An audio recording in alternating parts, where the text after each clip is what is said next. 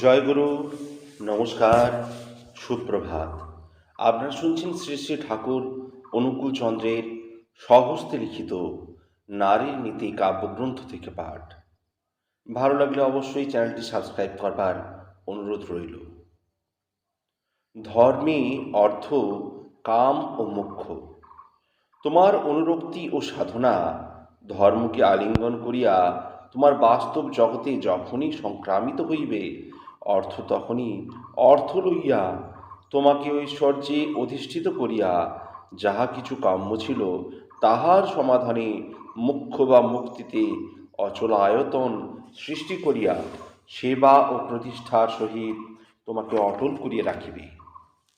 তাই ধর্মকে তাচ্ছিল্য করিও না, আর ধর্ম প্রকৃত হইলেই তাহার অনুচর অর্থ, কাম ও মোক্ষ জাজল্যমান হইয়া দাঁড়াইবে। আর প্রকৃত ধর্মের নিদর্শন হইতেছে এই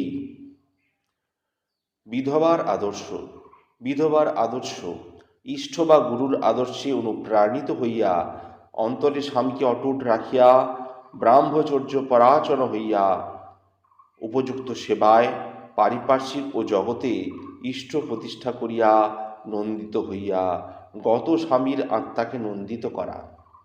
বাল বৈধব্যে যদি তুমি বিধবা হইয়া থাকো, তোমার মস্তিষ্কে গত স্বামীকে লক্ষ্য করিয়া যদি কোনো প্রকার টান, উদ্বেগ ও আকাঙ্ক্ষা নাই থাকিয়া থাকে, আর সে স্বামীকে যদি তুমি স্বেচ্ছায় বরণ করিয়া না থাকো, এবং তাহার স্মারক সন্তান সন্ততি যদি নাই থাকিয়া থাকে, এবং তোমার যদি মনে পুরুষাকাঙ্ক্ষা জাগিয়া তোমাকে চঞ্চল ও উদ্বেল করিয়া তোলে, সর্ববিষয়ে শ্রেষ্ঠ আদর্শবান কোনো পুরুষকে তুমি অনায়াসে বরণ করিয়া তোমার স্থিতি ও উৎকর্ষকে তাহার সহিত নিবদ্ধ করিয়া তাহার সহিত আদর্শে সার্থক হইতে পারো।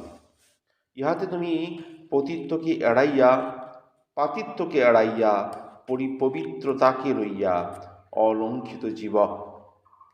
অলঙ্ঘিত জীবন যাপন করিতে পারিবে। আস্থা ও বিশ্বাসের মূল, যাহাতে তোমার জীবন হইতে মরণ পর্যন্ত যাহা কিছু ন্যস্ত করিয়াছ, যাহাতে তোমার প্রাণন ও ব্যাপন ও বর্ধনের ধারক বলিয়া জানো, যাহা বিদিত বেদ, শুধু তাহাই বা তিনি তোমার সর্বান্তকরণে বিশ্বাসের স্থল। তাহা ছাড়া অন্য কিছু বা কাহাতেও কোনো প্রকারে রঞ্জিত না হইয়া নিরপেক্ষ থাকিয়া যে অবস্থা তোমার সম্মুখে যেমন হইয়া দাঁড়াইবে, তোমার বোধ ও বিবেচনার সহিত অভিনিবেশ সহকারে অনুধাবন করিয়া যেমন বুঝিবে, তৎপ্রতি তোমার আস্থা ও ব্যবহারকেও তেমন তোর করিয়া লইও। দুনিয়ায় কমই ঠকিবে। পদস্খলনে তুমি যদি পদস্খলিত হইয়াই থাকো, ভ্রষ্টতা যদি তোমাকে আক্রমণ করিয়াই থাকে, ভয় নাই, তোমার পরিবার ঢের আছে। ইষ্টনিষ্ঠায় প্রতুল হও, সেবা ও সম্বর্ধনায় তোমার পারিপার্শ্বিক ও জগৎকে তোমার ইষ্টে অনুরক্ত করিয়া তোলো। অভ্রান্তির ঠুসি পড়িয়া যে বিপদে চলিয়াছে, ধরো, ফিরাও তাহাকে। কানে অমৃতর মন্ত্র ঢালিও, উদ্বুদ্ধ করিয়া তোলো। ইহাই হইল ভগবানের আশীর্বাদ আহ্বান করিবার প্রকৃষ্ট উপায়। আর যদি ইহাতেও তোমার নিম্ন পুরুষানুরক্তি বাধা ঘটায়, তবে এমন একজন পুরুষকে অবলম্বন করো, যিনি সর্ববিষয়ে তোমা হইতে শ্রেষ্ঠ, আর তাহারাই সেবা ও সাহচর্যে তুমি যাহা কথিত হইয়াছে তাহারই অনুসরণ করো। উৎকৃষ্ট না হইলেও নিকৃষ্ট হইবে না, ঘৃণিত হইবে না, পরমার্থকেও সার্থক হইতে পারো, ইহাতে সন্দেহ কি? অকৃতজ্ঞতা ও প্রায়শ্চিত্ত। অকৃতজ্ঞ হইও না। অকৃতজ্ঞতা মানুষের একটা পরম দোষ, আর পাতকের ভিতর ইহা মহাপাতক বলিয়া গণ্য। প্রায় কোনো দোষী ইহাকে অবলম্বন না করিয়া আসিতে পারে না। এই অকৃতজ্ঞতাকে যদি প্রশ্রয় দাও, যাহা কিছু সমস্তই হারাইবে। অকৃতজ্ঞতা হইতেছে তাহাই, কোনো মানুষ হইতে তুমি যাহা পাইয়াছ যাহা অমঙ্গলকে প্রতিরোধ করিয়া তোমাতে স্বস্তিতে তুলিয়া ধরিয়াছে, যাহা অস্বীকার করিয়া বা ভুলিয়া গিয়া বিনীত বা বাধ্য থাকিয়া তাহার প্রতিষ্ঠা না করিয়া নিশ্চেষ্ট থাকা, অপলাপ অপ্রশংসা বা অপভ্রংশ ঘটাইয়া তাহাকে অমঙ্গলে বিপন্ন ও বিধ্বস্ত করা। সাবধান হইও, প্রশ্রয় দিও না। ইহা হইয়া থাকিলে প্রায়শ্চিত্ত করিও, আর প্রায়শ্চিত্ত মানেই হইতেছে মনে বা চিত্তে গমন করিয়া কারণ আবিষ্কার করিয়া তাহার এমনতর অপনোদন যে সে চরিত্র হইতে চিরদিনের মতো বিদায় গ্রহণ করে। নৃত্যগীতে স্বাস্থ্য ও সৌন্দর্য। সঙ্গীতের মতন সহজ চিত্ত বিনোদনকারী প্রাণায়াম কমই দেখিতে পাওয়া যায়, আবার নৃত্যের মতো উৎফুল্লকারী ব্যায়ামও বিরল। তাই সদ্ভাবের উদ্দীপনা করে এমনতর নৃত্যগীতে স্ত্রী ও পুরুষের উভয়েরই জীবনে সহজ ও সুন্দর করিয়া তোলে। সতীত্ব, যিনি স্বামীর জীবন যশ ও বৃদ্ধিতে উন্নতির পথে উজ্জ্বল করিয়া সম্বর্ধনা, সহানুভূতি, পারিপার্শ্বিকের প্রতিষ্ঠা, সেবা, শুশ্রূষা, সাহায্য ও সামর্থ্যে অবিচলিত রাখিয়া নিজের জীবন যশ ও বৃদ্ধিকে অটুট করিয়া ব্যষ্টি ও সমষ্টিতে প্রতিষ্ঠা লাভ করেন, সতীত্ব তাহাতেই সার্থক। যিনি যদি নারী জন্মই লাভ করিয়াছ, সতীত্বকে আলিঙ্গন করিয়া সার্থক হও, জীব ও জগৎকে সার্থক করিয়া তোলো। স্বামী, যদি তুমি তোমার পুরুষকে তোমার অস্তিত্বের মতো অনুভব করিতে পারো, আর তাহা করিলে বস্তুত তোমার চরিত্রের ভিতর দিয়া চাল চলন, ভাব, ভাষা ইত্যাদির অভিব্যক্তি যদি ঘোষণা করে সে তোমার অস্তিত্ব, জানিও স্বামী সম্বোধন তখনই তোমার জয়যুক্ত হইবে। অহংকারের ক্ষেত্র। তোমার অহংকে সেবাভাবে আপ্লুত করিয়া রাখিও, আর যখনই কোনো সৎ অর্থাৎ যাহা তোমার ও তোমার পারিপার্শ্বিকের জীবন যশ ও বৃদ্ধির অনুকূল প্রতিকূলকে পরাভূত করিয়া তাহার প্রতিষ্ঠা করিতে হইলে অহংকে চালনা করিতে পারো, কিন্তু কাহারও অহংকে খাটো বা তাচ্ছিল্য করিয়া নয়, বরং তেজ, সম্মান ও সমর্থনের সহিত ইহা বেশ করিয়া স্মরণ করিও। নতুবা অহংকারী বলিয়া প্রতিষ্ঠা হইতে বিচ্যুতি লাভ করিবে। দরিদ্রতার দারিদ্র। তুমি অর্থে বা ঐশ্বর্যে দরিদ্র হইতে পারো, কিন্তু সে দারিদ্র যেন তোমার চরিত্রে হীনতা, দৈন্য ও দুষ্টি আনতে না পারে, দেখিও তোমার দরিদ্রতা দরিদ্র হইয়া যাইবে। নিত্যকর্মে শ্রম শিল্প। আবার বলি, তোমার শ্রম শিল্প যেন তোমার পারিপার্শ্বিকের প্রয়োজন পূরণ করিয়া তোমার অর্থে বা সম্পদে সচ্ছল করিয়া তোলে। শ্রম শিল্পের সেবা না করিয়া লক্ষ্মীর আশীর্বাদ হইতে বঞ্চিত হইও না।